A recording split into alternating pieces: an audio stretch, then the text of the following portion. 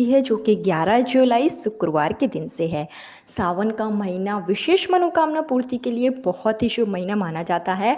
ऐसे में अगर आप संतान सुख पाना चाहते हैं, आपकी शादी को कई साल हो गए हैं और संतान का सुख आपको अभी तक प्राप्त नहीं हो पाया है, या फिर जिन महिलाओं को लगातार कन्याएं जन्म ले रही हैं, वो चाहती हैं कि उनको एक पुत्र की प्राप्ति हो, तो ऐसे में सावन के महीने के जो सोमवार होते हैं उनमें आप विशेष उपाय कर सकते हैं। इन उपायों को करने से निश्चित ही आपकी सोनी गोद भरती है। भोलेनाथ की कृपा आप पर और आपके परिवार पर हमेशा के लिए बनी रहती है, क्योंकि जो सावन का महीना होता है वो भोलेनाथ को समर्पित है। ऐसे में चतुर्मास का जो पहला महीना है वो सावन का महीना ही होता है, और जो भी शिव भक्त हैं वो अलग अलग तरीके से शिव भगवान की पूजन अर्चन करते हैं। विशेष मनोकामना पूर्ति के लिए यह महीना काफ़ी शुभ माना जाता है। आपको बता दें कि 11 जुलाई से सावन का महीना शुरू हुआ है और 9 अगस्त को महीना जो है वो समाप्त होगा। ऐसे में आपके पास बहुत ही अच्छा मौका है। सावन के महीने में काफ़ी व्रत पड़ते हैं, काफ़ी त्यौहार पड़ते हैं, जो कि संतान प्राप्ति के लिए, मनोकामना पूर्ति के लिए बहुत ही अच्छे दिन माने जाते हैं। इन दिनों में अगर आप उपाय करेंगे तो आपको संतान का सुख निश्चित रूप से प्राप्त होगा। ऐसे में सावन के प्रथम सोमवार के दिन अगर आप ये छोटा सा कार्य करेंगे, सावन के प्रथम सोमवार के दिन से आप उपाय की शुरुआत करेंगे, तो आपको संतान संबंधी जो भी परेशानी है, कोई गृह बाधा है, कुंडली में कोई गृह दोष है, कोई नज़र दोष है, किसी ने आपका कोख बंधन कर रखा है, घरों में किसी तरीके की परेशानी है, इस तरीके की अगर कोई भी समस्याएं आपके साथ है, तो आप सावन के प्रथम सोमवार के दिन से उपाय जरूर करें। आपको बता दें कि सावन का जो प्रथम सोमवार है वो 14 जुलाई को पड़ेगा, तो 14 जुलाई से ही आपको जो है उपाय की शुरुआत करनी है। निसंतान दंपत्ति अगर मिलकर उपाय करते हैं तो उनका जो उपाय है वो बहुत जल्दी कारगर हो जाता है, क्योंकि संतान प्राप्ति के लिए आप जो भी उपाय करें कोशिश यह करें कि पति पत्नी दोनों मिलकर करें, क्योंकि संतान प्राप्ति के जो योग बनते हैं, जो पुत्र प्राप्ति के योग बनते हैं, वो पति पत्नी दोनों के भाग्य से बनते हैं। लेकिन किसी कारण से अगर आप दोनों नहीं कर सकते तो पति या पत्नी में से कोई भी एक व्यक्ति इन उपायों को कर सकता है। किस तरीके से आप उपाय करेंगे, क्या चीज़ों की आपको इसमें आवश्यकता होगी, क्या नियम आपको अपनाने हैं, इसकी संपूर्ण जानकारी आपको इस वीडियो में दी जाएगी। लेकिन आगे वीडियो शुरू करने से पहले हमेशा की तरह आपसे मेरा निवेदन है कि अगर अभी तक आपने मेरा चैनल धर्म ज्ञान पथ को सब्सक्राइब नहीं किया है तो चैनल को सब्सक्राइब जरूर कर लीजिए। वीडियो पसंद आए तो लाइक कीजिए और कमेंट बॉक्स में हर हर महादेव ओम नमः शिवाय जरूर लिखें, जिससे कि भोलेनाथ की कृपा से आपको मनचाही संतान की प्राप्ति अतिशीघ्र हो।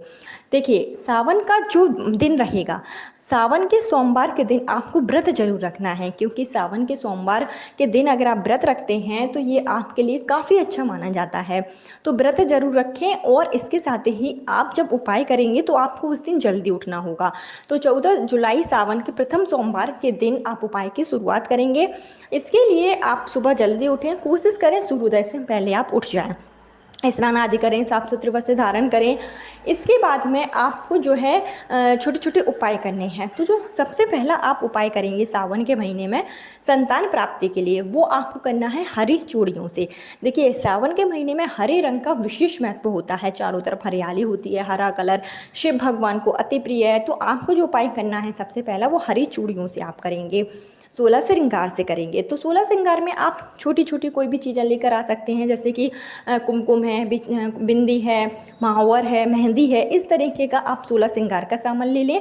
और इसमें आपको हरी चूड़ियाँ विशेष रूप से रखनी हैं, कांच की चूड़ियाँ आपको रखनी हैं। जितनी आप 12 रख सकते हैं, 24 रख सकते हैं, इतनी आप हरी चूड़ियाँ ले लें।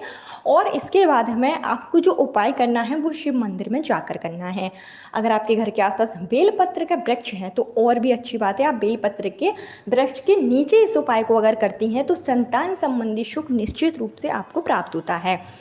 इसके लिए आप जब शिव मंदिर में जाएंगे तो पूजन की जो भी सामग्री आपके पास है, भांग है, धतूरा है, चंदन है, दूध है, ये सब चीज़ें आपको लेकर जाना है। शिव भगवान का और माता पार्वती का विधि विधान से आपको पूजन अर्चन करना है।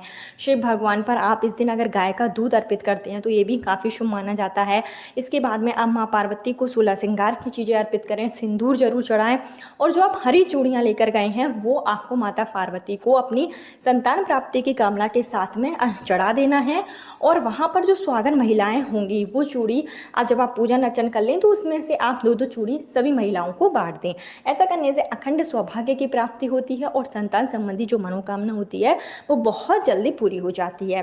इसके साथ ही बेलपत्र का वृक्ष है तो यह उपाय आप मंदिर में ना करके फिर आप बेलपत्र के वृक्ष के नीचे करें। बेलपत्र के वृक्ष के नीचे सबसे पहले आप वहाँ की जो मिट्टी होगी वहाँ पर आप एक शिवलिंग का निर्माण करें, शिवलिंग बनाएं आप मिट्टी से और थोड़ा सा आप ढेले के रूप में एक माता पार्वती को भी बनाएं। इसके बाद में शिव भगवान का वहाँ पर आपको विधि विधान से पूजन करना है, दूध से आपको अभिषेक करना है, सफ़ेद फूलों से श्रृंगार करना है। सफ़ेद फूलों में अगर आपको कनेर का फूल मिल जाता है तो सबसे उत्तम माना जाता है। कनेर के फूलों से श्रृंगार करें, माता पार्वती को सिंदूर अर्पित करें और जो आप हरी चूड़ियाँ लेकर गए हैं वो अपनी मनोकामना के साथ में बेलपत्र के वृक्ष की जो टहनी होगी वहाँ पर आपको बांध देना है। आप बेलपत्र के वृक्ष के नीचे जल जरूर चढ़ाएं, परिक्रमा करें।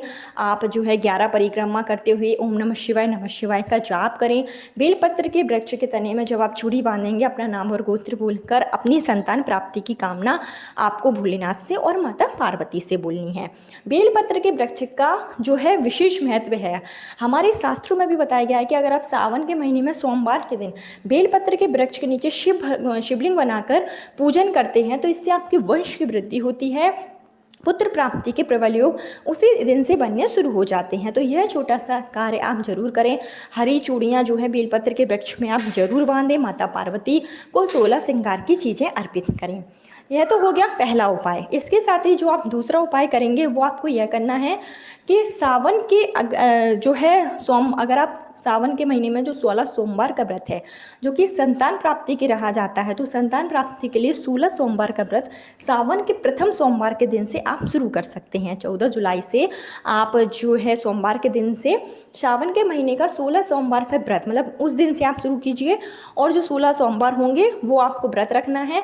संतान प्राप्ति की कामना के साथ में आप जो है संकल्प के साथ में अगर 16 सोमवार का व्रत रखते हैं तो आपको निश्चित ही संतान का सुख प्राप्त होगा। इसकी शुरुआत सावन के प्रथम सोमवार से आपको करनी चाहिए।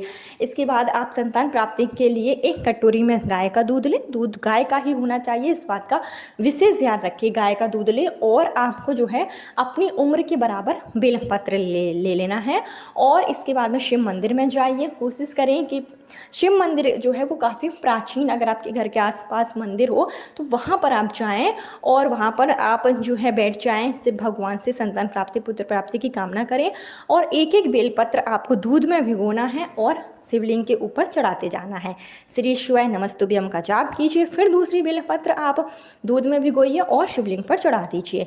इस तरीके से अगर आप अपनी उम्र के बराबर बेलपत्र लेकर दूध में भिगोकर शिवलिंग पर चढ़ाते हैं सावन के प्रथम सोमवार के दिन तो निश्चित ही संतान प्राप्ति के योग बनते हैं।